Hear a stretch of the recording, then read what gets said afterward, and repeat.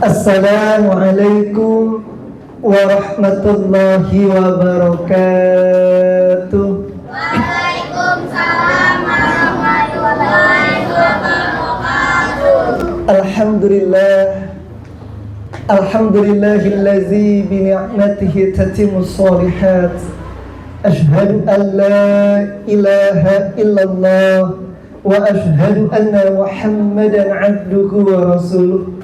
Allahumma salli wa sallim ala sayyidina Muhammadin wa ala alihi wa ashabihi ajma'in. Amma ba'd. Hadratil mukarramin yang sama-sama kita muliakan, murabi kita Ustazul Al-Kiram Abuya Ustaz Nur Sobari beserta istri, yang kita hormati orang tua kita Bapak Ustaz Fatullah, orang tua dari juga yang sama-sama kita muliakan orang tua dari Ibu Teh Rina, yang Ustaz cintai dan Ustaz banggakan, para santri dan santriah Majlis Bengal Al-Madani kali mulia. Alhamdulillah, pada kesempatan sore menjelang malam kali ini Allah mudahkan, Allah ringankan langkah kaki kita duduk simpuk bersama di tempat yang mulia ini dalam kerangka silaturahim sekaligus thalabul ilmi. Semoga melalui duduk dan hadirnya kita di tempat yang mulia ini, Allah golongkan kita, Allah masukkan kita menjadi golongan orang-orang yang soleh, solehah, menjadi golongan orang-orang yang berilmu, bermanfaat di masa yang akan datang. Jamaah yang dirahmati Allah Subhanahu wa ta'ala, hari ini insyaallah 15 sampai 20 menit ke depan kita akan bermuzakarah dari satu kitab yang bernama Bidayatul Hidayah, dikarang oleh seorang ulama besar, sang Hujatul Islam Asy-Syaikh Imam Al-Ghazali. Kita akan bermuzakarah tentang bagaimana tata krama kita, bagaimana unggah-ungguh kita, bagaimana adat-adat kita sama kedua orang tua kita. Kenapa penting buat kita mempelajari ini? Ketika kita nih semua pengen sukses, pengen bahagia, pengen sejahtera, pengen baik dalam kehidupan ini, salah satu kuncinya adalah hadirkan ketaatan dan bakti kita sama orang tua. Karena di antara semua orang hebat dalam kehidupan kita, orang yang paling hebat dan keramat yang hari ini ada di hadapan kita adalah ayah dan bunda kita. Ya. Rasulullah Sallallahu Alaihi Wasallam dalam salah satu hadisnya ngingetin kita, wa khaliqin nas bi khuluqin hasanin, dan pergaulilah manusia itu dengan akhlak yang baik, dengan akhlak yang mulia. Siapa di antara manusia-manusia istimewa, orang-orang hebat yang harus kita gauli dengan akhlak yang baik?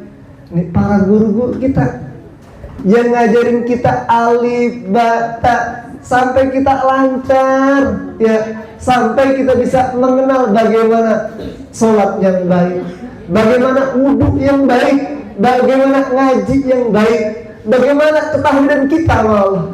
Ini mereka adalah orang-orang tua kita, terlebih ibu bapak kita, ibu kita yang melahirkan kita, ayah kita yang selama ini berusaha pergi pagi pulang sore bahkan malam untuk mencukupi kebutuhan kita.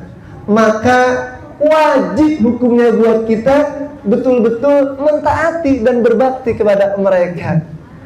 Di sini seorang ulama besar Asy-Syaikh Imam Al-Ghazali menuliskan ada kurang lebih 12 adat tata krama bagaimana cara kita berunggah-ungguh sama orang tua kita.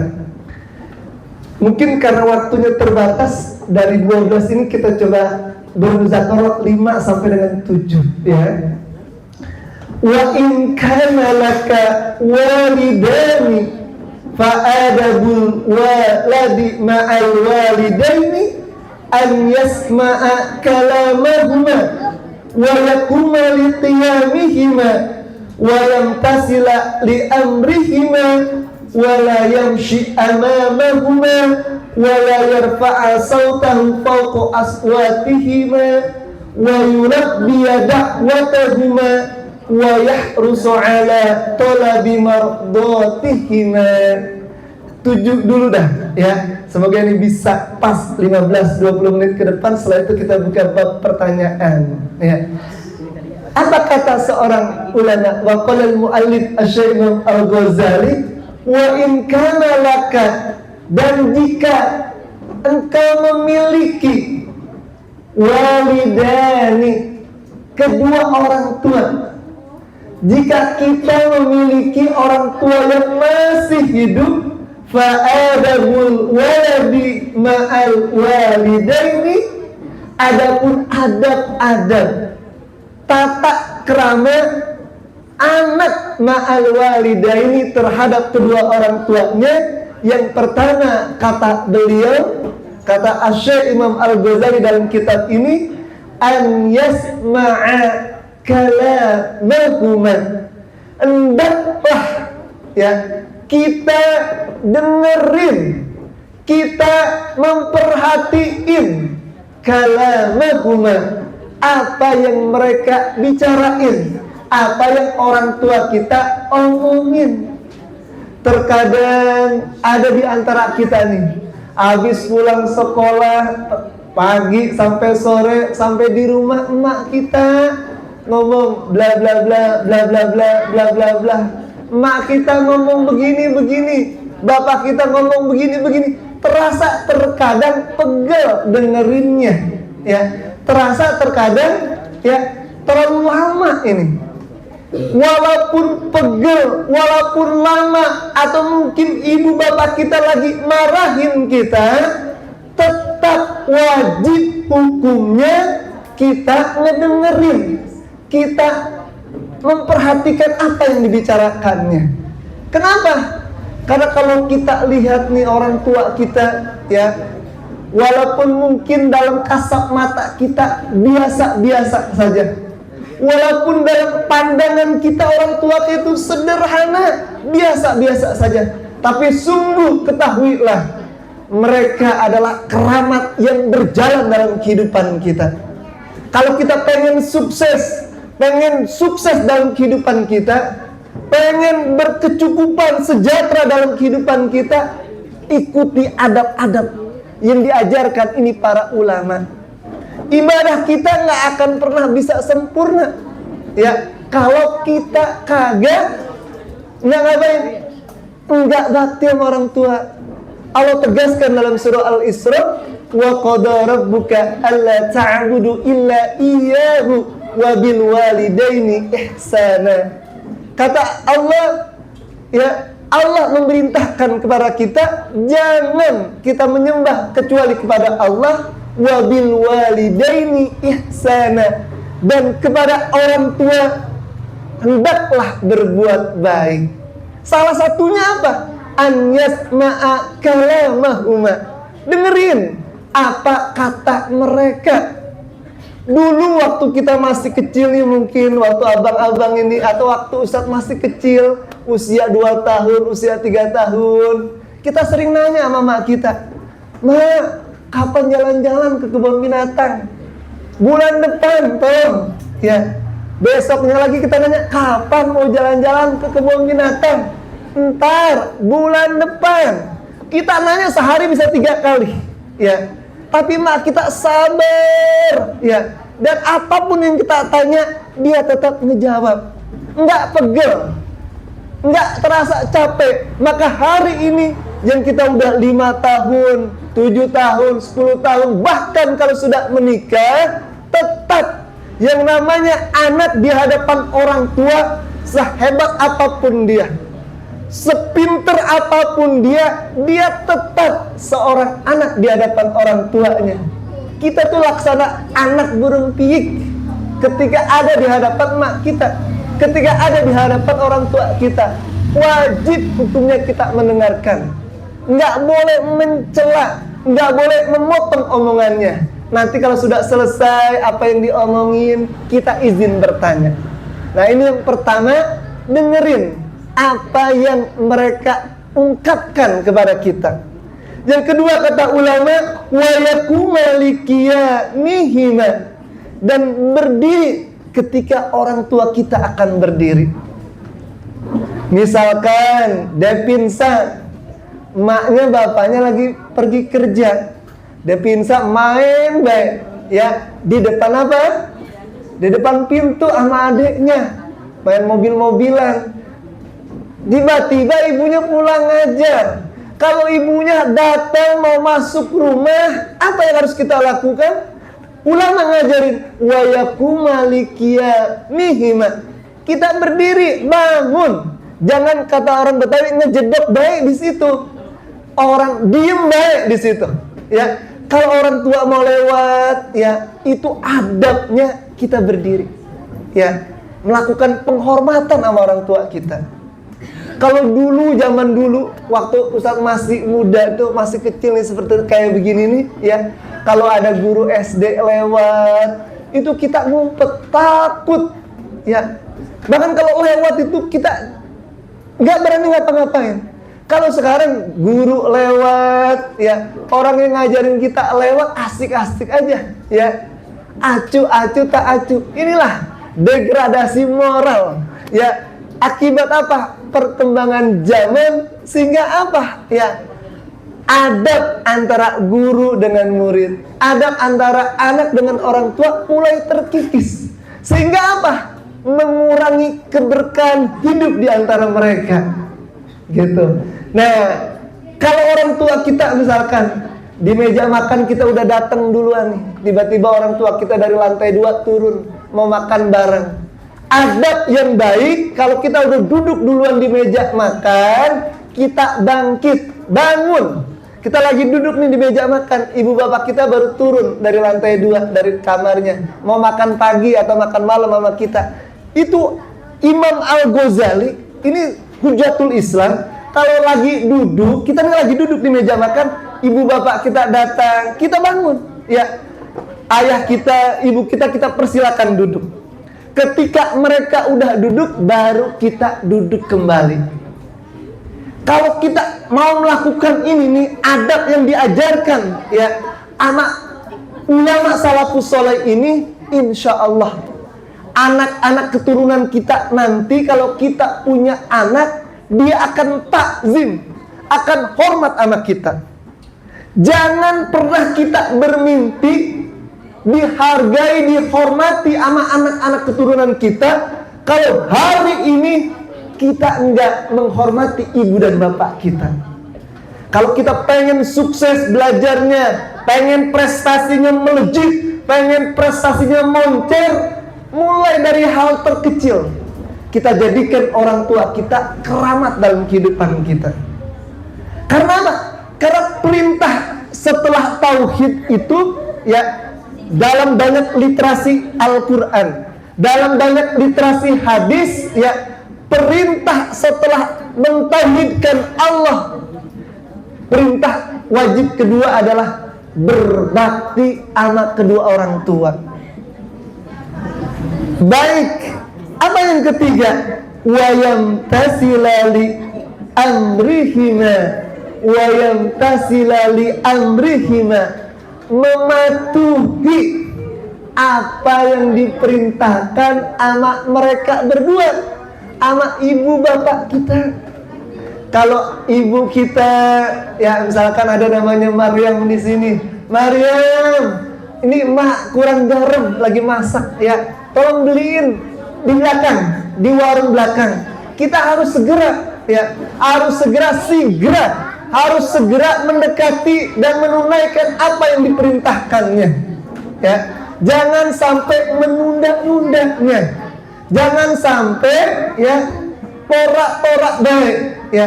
Anak yang seperti ini jangan pernah berharap sukses dalam kehidupannya.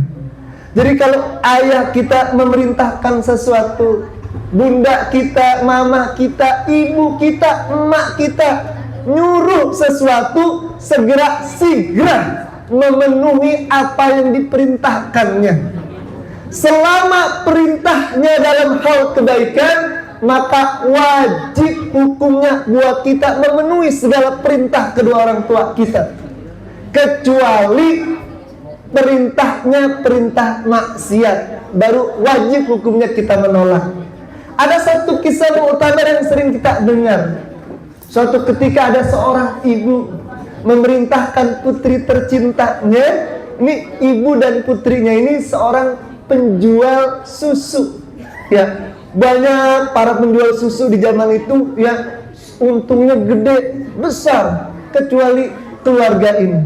Akhirnya di sebuah malam yang gelap ya, terdengarlah percakapan ini ya oleh seorang utusan Umar bin Khattab. Di dalam sebuah gubuk yang reot, ada seorang ibu ya memerintahkan kepada putrinya, "Wahai putriku, biar kita untung gede, untung besar, coba campur susu ini dengan air. Nanti ketika kita jual, kita dapat keuntungan yang besar." Toh nggak ada yang melihat. "Wahai ibu, aku tidak berani mencampur susu ini dengan air, karena kita nanti nggak jujur." Kata ibunya, "Nggak apa-apa nak, nggak ada yang melihat kecuali kita berdua." "Tidak ibu, ada yang melihat kita, Allah, dan ada yang mencatat kita ya, Raqib dan Atid." Percakapan ini didengar ya sama salah satu utusan Khalifah Umar Ibnul Khattab, hingga akhirnya putri yang jujur ini kelak dinikahi dengan putranya Umar bin Khattab. Ini apa? Akibat kejujuran. Ingat, ketika diperintahkan yang baik, wajib hukumnya kita memenuhi apa yang diperintahkan orang tua kita. Tapi ketika diperintahkan melanggar syariat, dengan lemah lembut ya, dengan nada yang santun, kita menolaknya. Lalu apa adab selanjutnya? Wala yamshi amamahuma, dan janganlah engkau berjalan di depan keduanya. Ingat-ingat ya, ketika ada guru kita, ketika ada ibu dan bapak kita ya, jangan sampai kita jalannya mendahului mereka. Kalau jalannya, ini ulama ngajarin, kalau jalannya di siang hari ya, usahakan ibu bapak kita di depan kita, kita di belakangnya.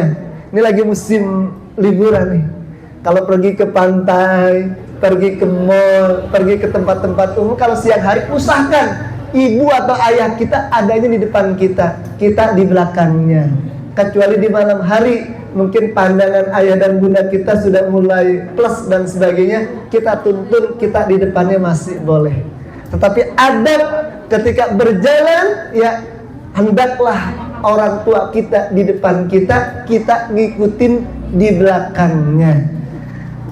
Kemudian wala yarfa'a sautahu fawqa aswatihima, dan janganlah engkau mengangkat suaramu lebih tinggi daripada suara mereka. Jadi kalau berbicara, kalau lagi ngomong di depan orang tua, suaranya harus lembut, tidak boleh melebihi daripada suara orang tua kita. Ini akhlak yang baik, akhlak yang mulia. Jangan kalau ngomong sama orang tua ya, gimana ngomongnya? Gegawakan ya. Ngomong sama orang tua dengan suara yang tinggi ya, tidak. Tunjukkan unggah-ungguh kita, tata krama kita ya. Ayah, bunda, mohon izin, saya mau ini, mau ini, dengan nada yang santun, dengan suara yang lemah dan lembut. Insya Allah orang tua kita akan senang, akan bahagia melihat akhlak, melihat adab kita. Kemudian apa?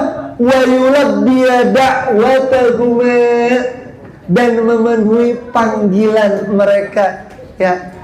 Kalau kita dipanggil, segera Ya, caranya bagaimana? Misalkan Jason dipanggil sama maknya, ya Jason, ya manggil mulu nih mama nih, jangan. Ya, ketika dipanggil nama kita sama mama kita, ulama ngajarin labbaik ya ummi, labbaik ya abi, atau labbaik.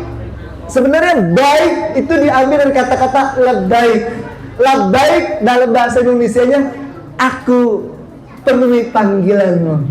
Labbaik Allahumma labbaik, aku ya apa? Aku penuhi panggilanmu ya Allah. Tapi kalau di rumah kita labbaik ya umi, labbaik. Kalau orang-orang Betawi Tulen tuh dipanggil mak bapaknya ya ton, ya baik, baik ya. Jadi labbaik itu disingkat dengan baik atau baik. Ada apa mama, ada apa ibu, ada apa bapak. Jadi ketika kita dipanggil ya disebut dengan kata-kata labbaik atau baik atau iya bapak, iya ibu. Ya. Kalau lagi sholat bagaimana? Ya. Kalau lagi sholat fardu, kayaknya pernah dibahas kali yang ini nih. Ya. Kita misalkan mau ruku, Allahu Akbar. Kita lagi sholat, misalkan kalau lagi sholat sunnah, lagi sholat duha, misalkan, atau lagi sholat ba'diyah, atau lagi sholat qobliyah, kita misalkan di sholat di musola rumah kita atau di kamar rumah kita dipanggilin, Fatah. Kamu namanya siapa? Fatah. Nama kamu siapa? Danis. Misalkan dipanggil sama bapaknya, lagi sholat ba'diyah isya. Nah, kalau lagi sholat sunnah, ya Rob, hamba niat membatalkan sholat hamba.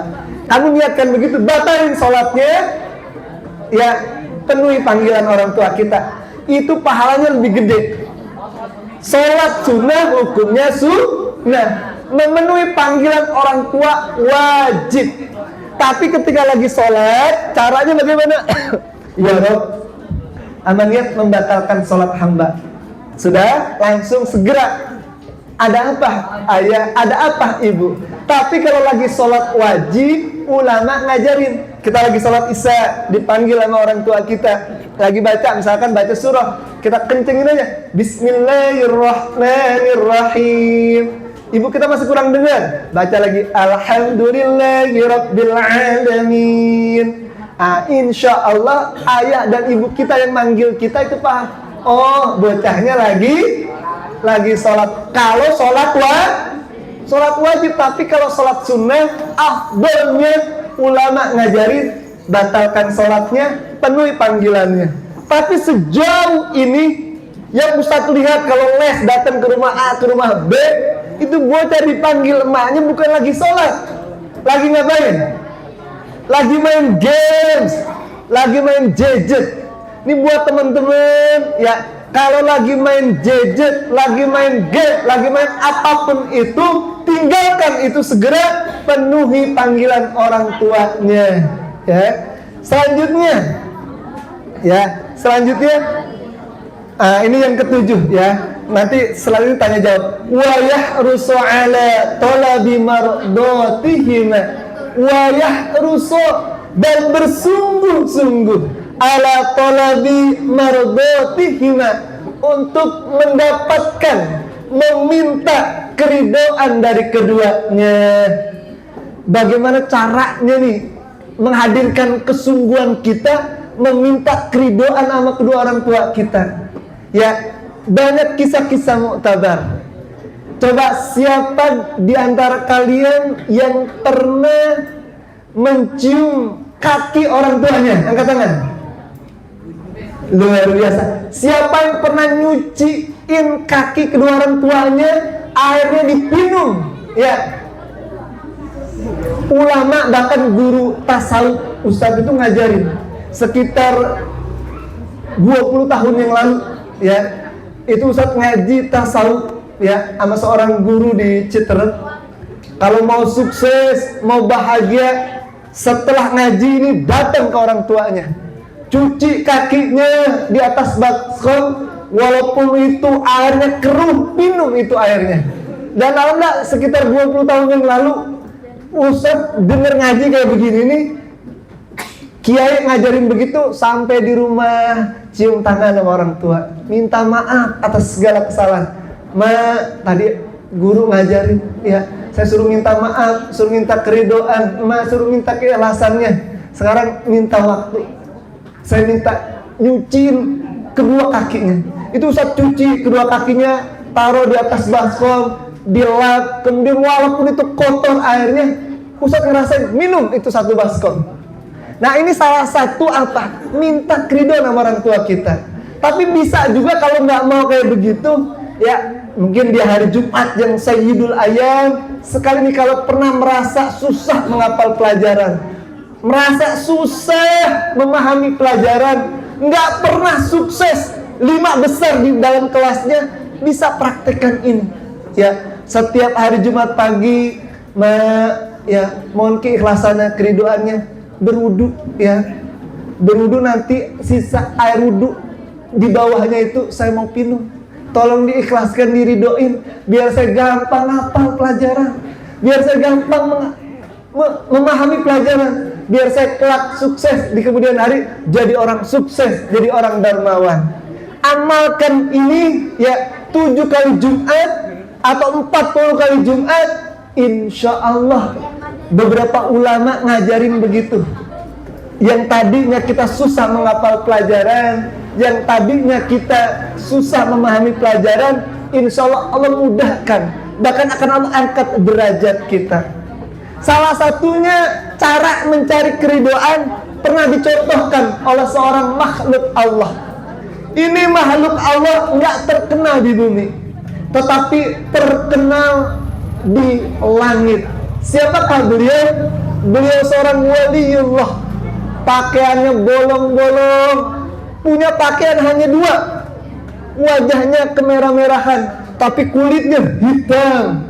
Ya, hidupnya sangat sederhana. Ya, bapaknya telah meninggal dunia, hanya tinggal punya satu harta keramat. Siapa? Ibunya doang yang udah tua renta. Beliau bernama Uwais Al-Qarni. Suatu ketika, ya, ketika Rasul sedang duduk begini nih di hadapan para sahabatnya, wahai sahabatku Ali bin Abi Thalib, Umar bin Khattab, Abu Bakar As-Siddiq, kelak ketika engkau menemui seorang yang bernama Uwais Al-Qarni yang tinggal di negeri Yaman, ya, ciri-cirinya orangnya kulitnya hitam, tapi mukanya kemerah-merahan, di telapak tangannya itu ada tanda putih, ya, minta doa sama orang ini. Karena ini orang nggak terkenal di dunia, tapi terkenal di langit. Minta doa. Kalau minta doa sama orang ini, sama Uwais Al-Qarni, doanya terijabah. Para sahabat kaget. Ini Ali, Umar, Abu Bakar, ini salah satu 10 sahabat yang dijamin masuk ke dalam surga. Tetapi ternyata ada orang yang luar biasa. Hidupnya di dunia nggak dikenal orang, tetapi dikenal di langit. Ya, siapa? Namanya Uwais Al-Qarni. Ketika beliau berdoa, doanya mustajabah. Akhirnya Uwais Al-Qarni ini, kenapa nggak Pak? Ini belum pernah ketemu sama baginda Rasul. Kenapa? Karena ketika ingin berangkat ke Madinah bertemu dengan baginda Rasul, beliau berpikir, nanti siapa yang ngurusin mak saya yang udah tua dan renta. Pernah berjalan 400 meter mau menghadap ke baginda Rasul, dia berpikir nanti masa saya siapa ya? Siapa nanti yang mengurusinya? Akhirnya dibatalkanlah, ya, niatnya diurungkan niatnya. Hingga akhirnya suatu ketika, ya, beliau pernah menggendong ini mamahnya dari negeri Yaman ke Mekah untuk berangkat haji. Ketika sedang tawaf, itu Umar bin Khattab melihat, ya, ada seorang yang menggendong mamahnya tawaf keliling Ka'bah, ya, kemudian didekatinya. Ditanya, siapakah engkau? Aku adalah Uwais Al-Qarni, ya.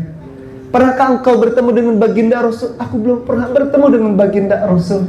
Karena ketika aku ingin berjumpa dengan beliau, ya, aku melihat ibuku sudah tua dan renta. Tidak ada yang menjaga dan merawatnya. Kemudian ketika dilihat telapak tangannya itu ada ciri-ciri seperti yang disampaikan sama baginda Rasul, ya, Umar bin Khattab meminta didoakan agar diampuni dosa-dosanya, ya. Tapi was Al-Qarni itu kaget. Tidak, engkau adalah khalifah, ya. Engkau adalah orang yang paling dekat sama baginda Rasul. Tidak, ini wasiat baginda Rasul agar aku mencarimu, menemuimu, ya. Tapi ternyata Allah takdirkan aku bertemu di sini denganmu. Ini salah satu apa? Salah satu mencari ridho orang tua apa dengan cara berbakti sama orang tua. Baik jamaah yang dirahmati Allah, Ustadz ulang kembali yang 7 ini karena udah jam 7 tinggal 5 menit lagi ya. Yang pertama, adab kita sama orang tua apa? Ya, dengerin jika orang tua kita lagi ngomong. Yang kedua, berdiri ketika orang tua kita berdiri. Ketika orang tua kita duduk, kita ikut duduk. Wa yang tasila li amrihima, ya, penuhi perintahnya. Kemudian jangan berjalan di depannya.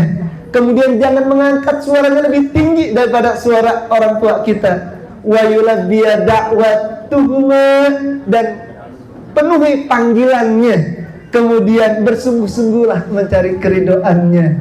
Baik jamaah yang dirahmati Allah Subhanahu wa taala, mungkin sekarang Ustadz buka 2 pertanyaan dulu dah. Setelah itu baru Ustadz yang bertanya. Silakan, bebas pertanyaannya terkait tentang adab ini atau terkait yang lainnya. Mungkin ada 1-2 pertanyaan untuk menyempurnakan kajian kita. Oke, silakan. Nah, ayo bertanya. Silakan.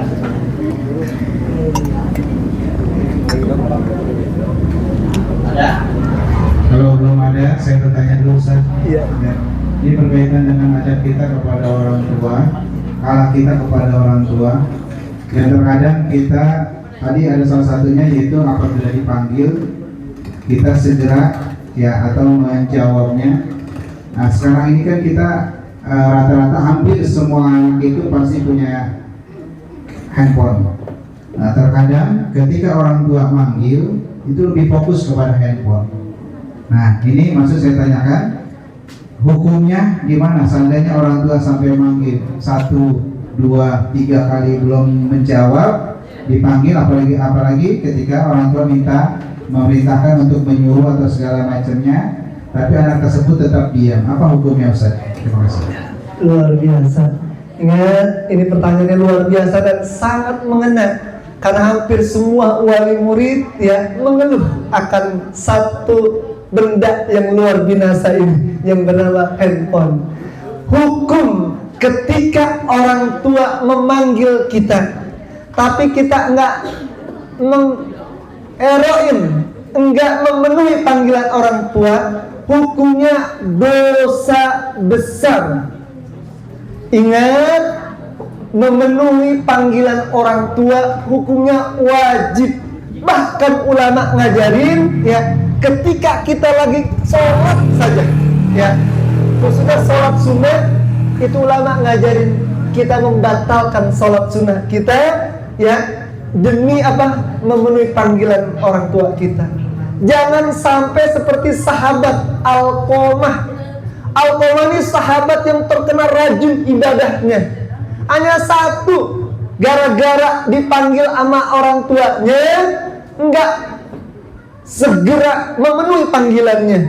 Hingga akhirnya apa? Ketika sakaratul maut dalam kehidupannya, itu sangat sulit, susah meninggalnya. Bahkan Rasul pernah memerintahkan para sahabat untuk membakar hidup-hidup Alqamah. Karena orang tuanya enggak ridho atas kesalahan Alqamah. Ketika dipanggil sama emaknya, enggak segera memenuhi panggilannya. Sekedar tambahan dikit aja, sekitar 10 tahun yang lalu, itu Ustadz dengan 2 sahabat Ustadz di sekolah, itu diutus dari sekolah untuk mengikuti pelatihan di kampus Universitas Indonesia, tepatnya di Fakultas Ilmu dan Kebudayaan, membahas hampir 1 minggu. Setiap hari Ustadz datang membahas tentang bahaya games dan handphone. beberapa ya kesimpulan profesor saat itu ya ketika closing ya penutupan acara seminar tersebut ya argumentasi beberapa profesor khususnya dekan Fakultas Ilmu dan Kebudayaan UI Depok saat itu ya memberikan satu notulen bahwa HP games itu disimbolkan bisa lebih berbahaya daripada narkoba. Kenapa? Karena ketika sudah kecanduan itu yang rusak matanya, akalnya. Ketika tanda-tanda sudah akut itu matanya memerah. Ketika dipanggil sama orang tuanya emosinya meledak-ledak. Ini lebih daripada bahaya narkoba. Itu hasil sebuah riset penelitian seorang guru besar, salah satu dosen di UI sekitar 10 tahun yang lalu. Beberapa sekolah yang berdekatan dengan UI itu diundang, salah satunya sekolah kami saat itu. Makanya HP games yang mungkin ada di kamar-kamar tidur kita hari ini ya gunakan sesuai proporsinya. Waktu belajar, waktu bermain, waktu sholat, waktu liburan. Artinya itu hanya sebagai media untuk memudahkan kita ya di dalam belajar dan berkomunikasi. Jangan sampai terlena berjam-jam asik dengan games sementara sholatnya hanya 1-2 menit. Ini luar biasa kufur nikmat kita. Baik, mungkin ada satu pertanyaan terakhir, silakan. Ayo ada. Kalau tidak ada, Ustadz yang bertanya nih ya. Oke, ini dari Putra dulu. Nanti yang bisa boleh maju ke depan ya, angkat tangannya. Baik, coba tadi Ustadz sampaikan kalau kita ingin mencari keridoan orang tua kita, salah satunya dengan berbakti sama orang tua kita. Sebutkan satu nama waliullah ya yang terkenal di bumi, terkenal di langit tapi nggak terkenal di bumi. Siapakah beliau? Maju sayang. Siapa nama seorang manusia yang hidup di zaman Rasul tapi nggak pernah bertemu sama Rasul, tapi juga nggak terkenal di bumi tapi terkenal di langit? Siapakah beliau? Wais Al-Qarni. Luar biasa. Ya, siapa namanya? Oke, dipakai buat nulis pelajaran ya, Gavin. Oke, silakan. Sekarang yang putri, ya, yang putri, ya. Coba sebentar. Yang putri, tadi kita belajar tentang adab ini ya. Yang putri, bagaimana cara ketika orang tua kita memanggil kita, tapi kita lagi sholat sunnah misalkan, bagaimana cara niat ngebatalin sholat sunnah kita? Ayo, kita lagi sholat nih, kita manggilin Maryam, itu tolong pakaian diangkatin, mama lagi mau sholat asar dulu, gitu. Bagaimana cara kita lagi sholat nih, lagi sholat sunnah, dipanggil mak kita, kan nggak ujuk-ujuk langsung, ya mak ada apa enggak? Adab kita sama Allah ada caranya. Ketika kita ingin memberhentikan sholat kita, ayo, pakai bahasa Indonesia aja, pakai bahasa Indonesia. Bagaimana cara ngomong kita ketika lagi sholat mau berhentiin sholat? Ya, biar ada adab kita sama Allah ketika kita lagi sholat. Maryam, oh iya mak, enggak begitu. Maryam lagi sholat nih, dipanggil maknya, Maryam, enggak, iya mak, enggak begitu. Harus ada apanya dulu, ya? Ya, cara nyebutin niat ngebatalinnya bagaimana? Ya Rob, ya terus hamba niat. Alhamdulillah, ingat dengan kata begitu ya dalam hati lagi sholat nih ya. Ya Rob, hamba niat membatalkan sholat hamba. Begitu. Oke, maju solehah ya. Mas Mukil Fadilah. Wit? Oke, silakan diambil ya. Oke, baik ya.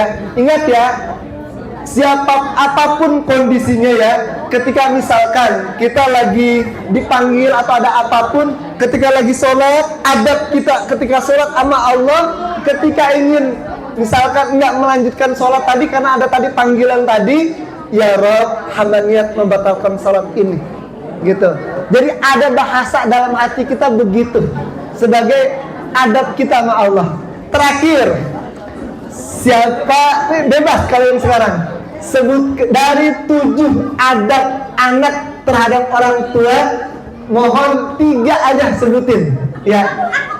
Oke, maju sayangku, 3 aja ya. Nanti kalau ini lupa baru Danis ya. Silakan sayang, di sini ya. Itu sayang, boleh iya.